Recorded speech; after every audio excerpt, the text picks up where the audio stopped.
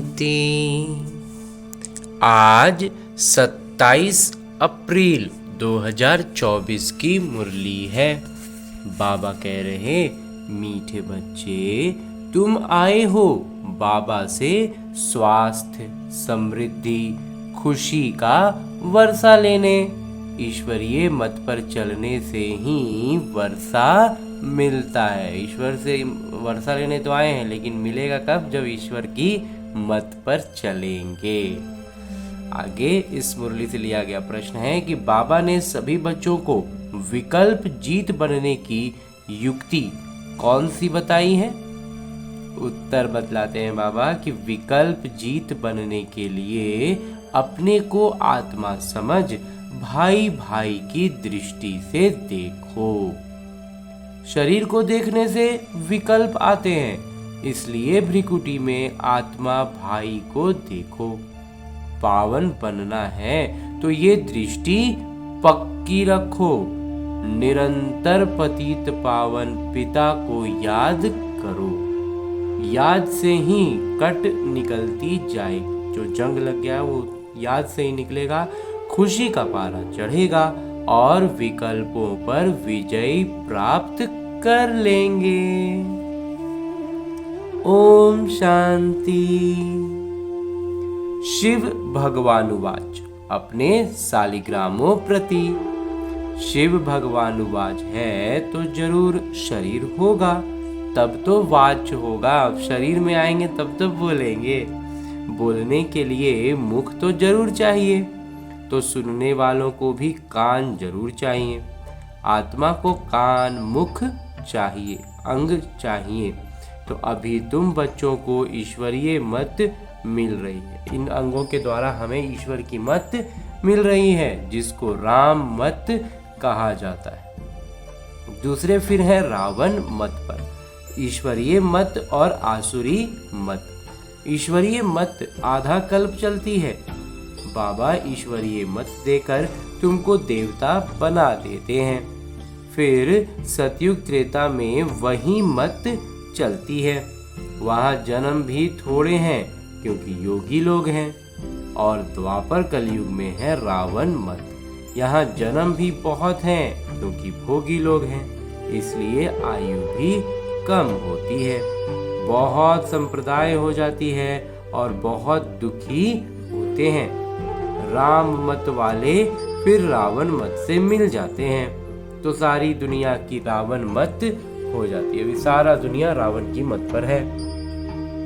फिर बाबा आकर सबको राम मत देते हैं। सतयुग में है राम मत, ईश्वरीय मत। उसको कहा जाता है स्वर्ग। ईश्वर मत मिलने से स्वर्ग की स्थापना हो जाती है आधा कल्प के लिए। वो जब पूरी होती है तो रावण राज्य होता है। उसको कहा जाता है आसुरी मत। अब अपने से पूछो, हम आसुरी मत से क्या करते थे और ईश्वरीय मत से क्या कर रहे हैं? आगे जैसे कि नरकवासी थे, पहले क्या थे? नरकवासी थे, फिर स्वर्गवासी बनते हैं शिवालय में। शिवालय की ओर बढ़ रहे हैं, स्वर्गवासी बनने का पुरुषार्थ कर रहे हैं। तो सतयुग त्रेता को शिवालय कहा जाता है। जिसका नाम से स्थापना होती है तो जरूर उनका नाम भी रखेंगे। तो वो है शिवालय, जहाँ देवता रहते हैं।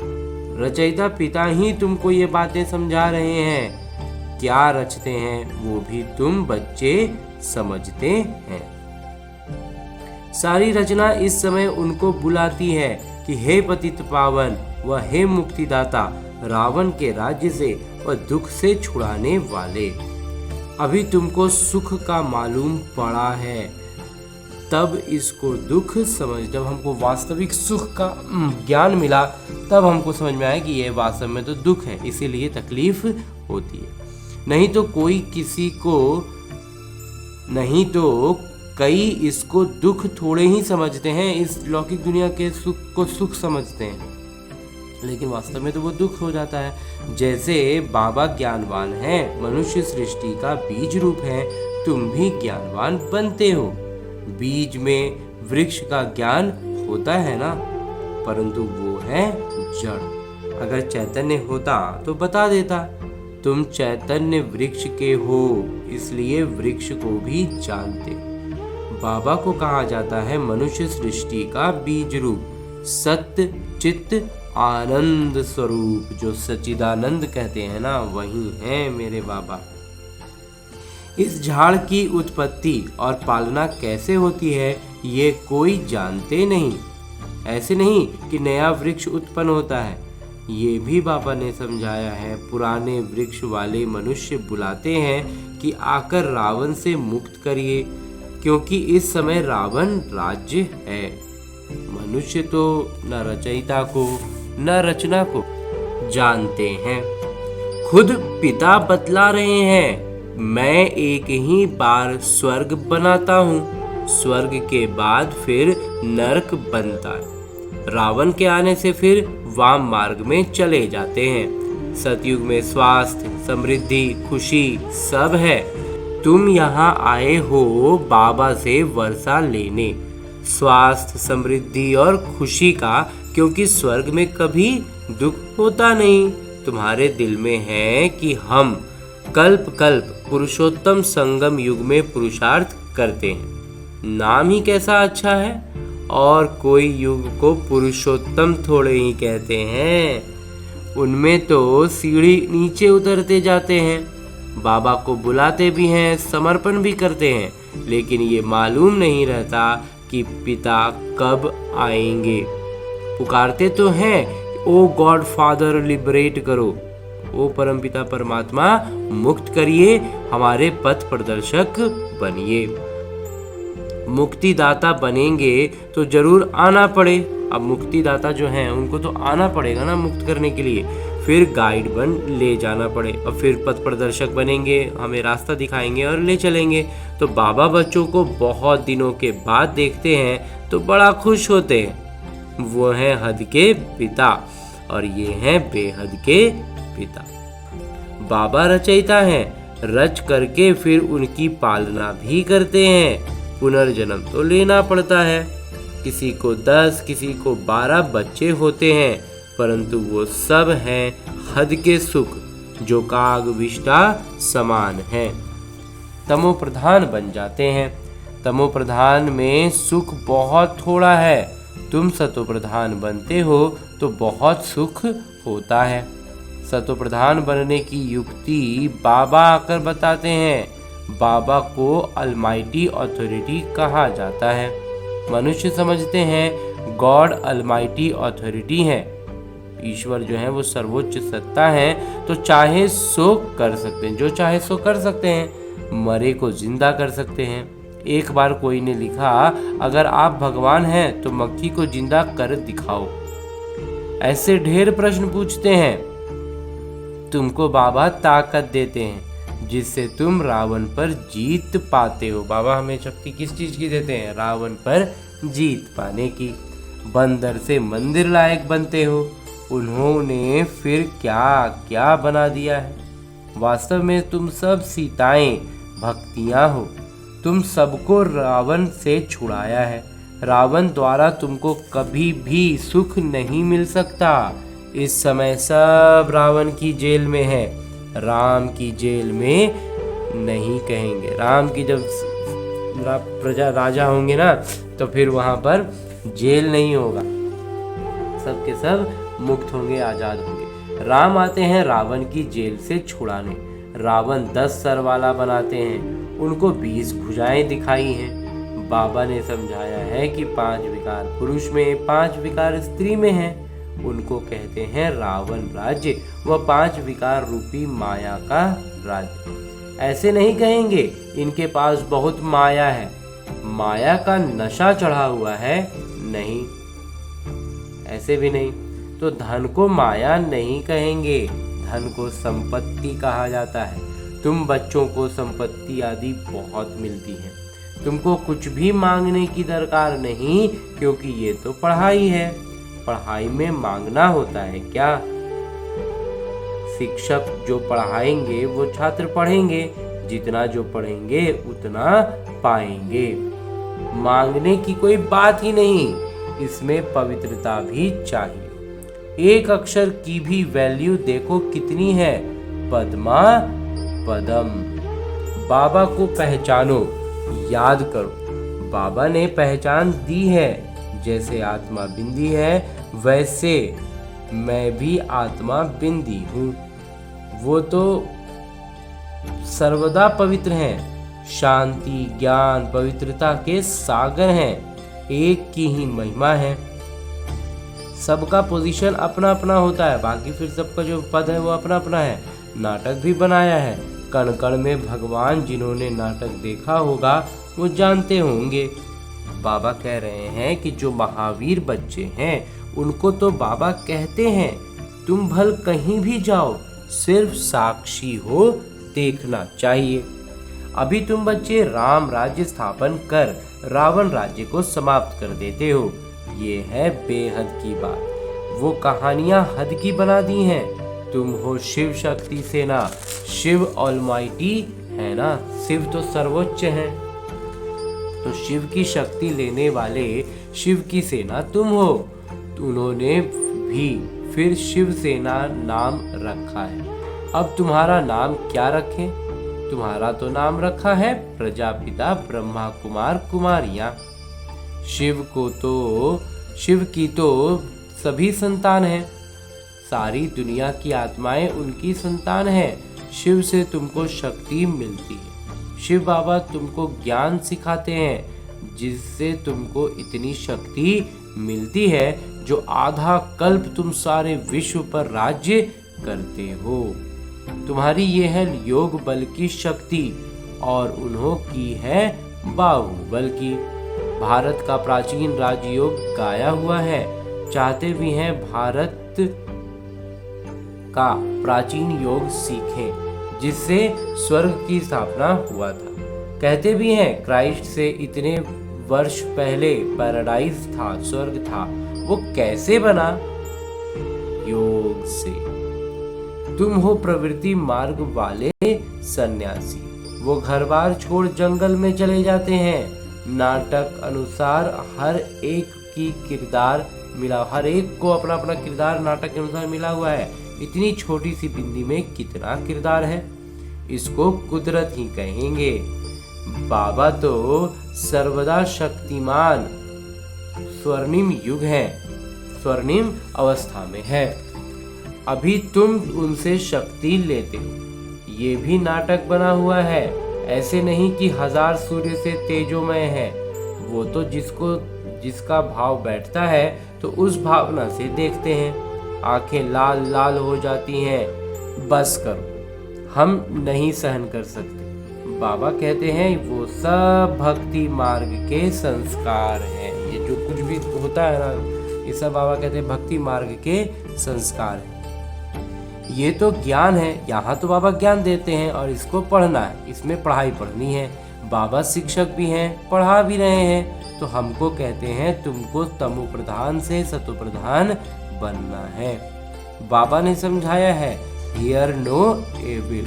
कुछ भी बुरा मत सुनो, कुछ भी बुरा मत देखो। मनुष्यों को पता ही नहीं है कि ये किसने कहा है। पहले बंदर का चित्र बनाते थे, अभी मनुष्यों का बनाते रहते हैं। बाबा ने भी नलिनी बच्ची का बनाया था।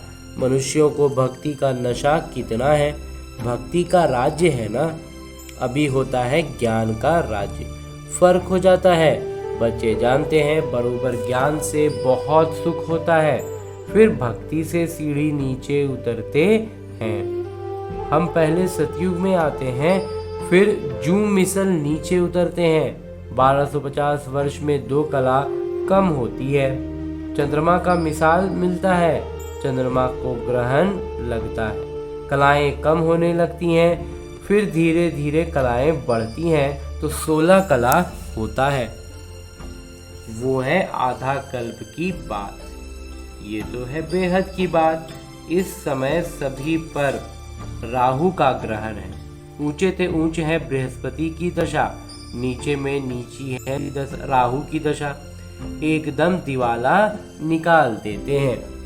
बृहस्पति की दशा से हम चढ़ते हैं, जब राहु की दशा चलेगी तो एकदम नीचे गिरा देंगे।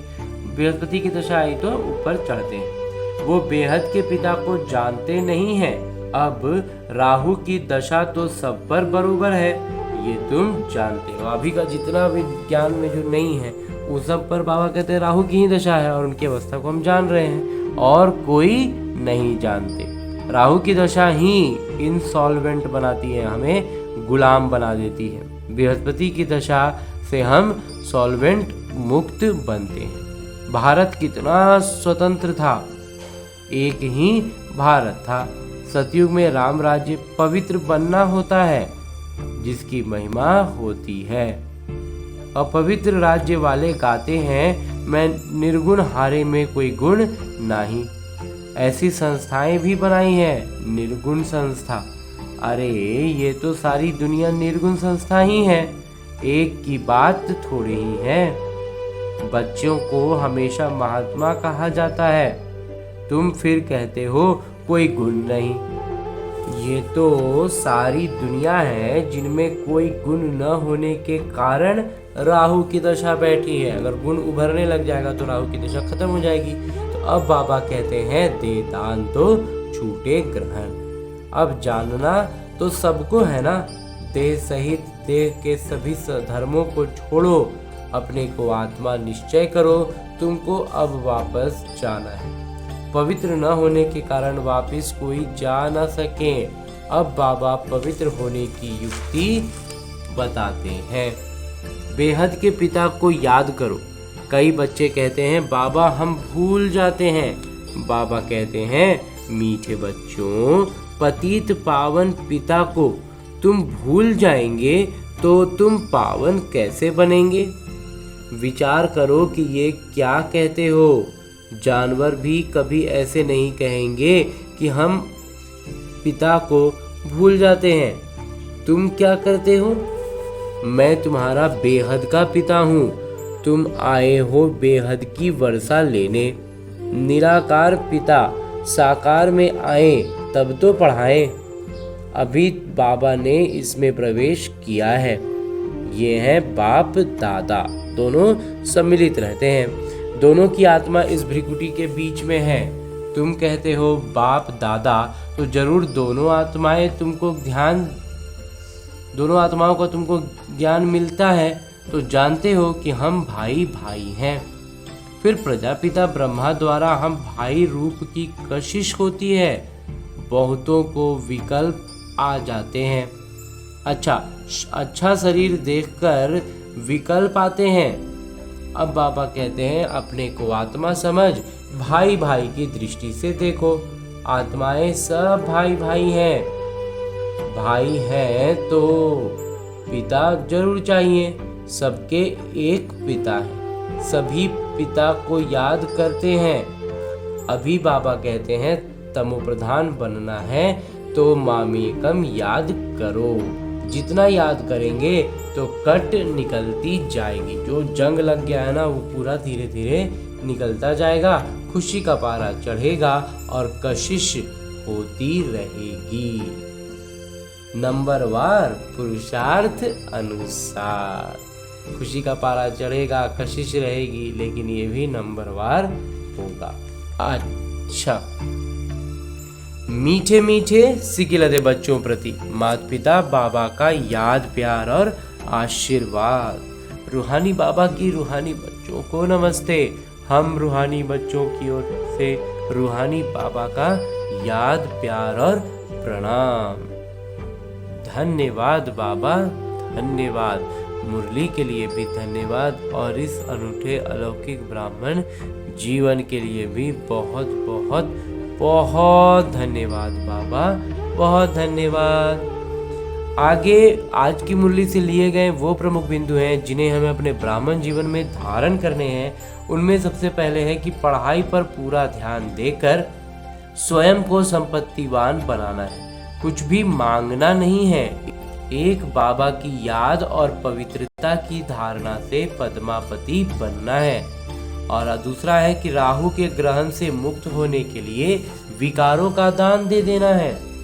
हियर नो विल और हियर सीनो एवं, न बुरा सुनो न बुरा देखो न बुरा पढ़ो। इन बातों से सीढ़ी नीचे उतरते हैं, निर्गुण बने हैं, बुद्धि से भूल जाना है। उनको पूरी तरह से बुद्धि से निकाल देना है कि हम नीचे उतरे थे और धीरे धीरे हम पतित हुए। इन सब बातें निकाल देनी है। हमें बस एक ही जगह बुद्धि लगा के रखनी है कि हम पतित से पावन बन रहे हैं। और आगे मेरे बाबा वरदान दे रहे हैं। वरदान देते हुए मेरे बाबा कहते हैं, पहले आप के मंत्र द्वारा सर्व का स्वमान प्राप्त करने वाले निर्माण सो महान भव। यही महामंत्र सदा याद रहे कि निर्माण ही सर्व महान है। पहले आप करना ही सर्व से स्वमान प्राप्त करने का आधार है। महान बनने का ये मंत्र वरदान रूप में सदा साथ रखना। वरदानों से ही पलते उड़ते मंजिल पर पहुंचना है। मेहनत तब करते हो जब वरदानों को कार्य में नहीं लगाते। जब वरदान बाबा ने दिया है उसको इस्तेमाल नहीं करेंगे तो मेहनत लगेगी। अगर वरदानों से पलते रहो, वरदानों को कार्य में लगाते रहो तो मेहनत समाप्त हो जाएगी। सदा सफलता और संतुष्टता का अनुभव करते रहेंगे। और अंत में स्लोगन है, मुरली का उपदेश है कि सूरत द्वारा सेवा करने के लिए अपना मुस्कुराता हुआ रमणीक और गंभीर स्वरूप उभारो। सूरत द्वारा सेवा करने के लिए अपना मुस्कुराता हुआ रमणीक और गंभीर स्वरूप इमर्ज करो।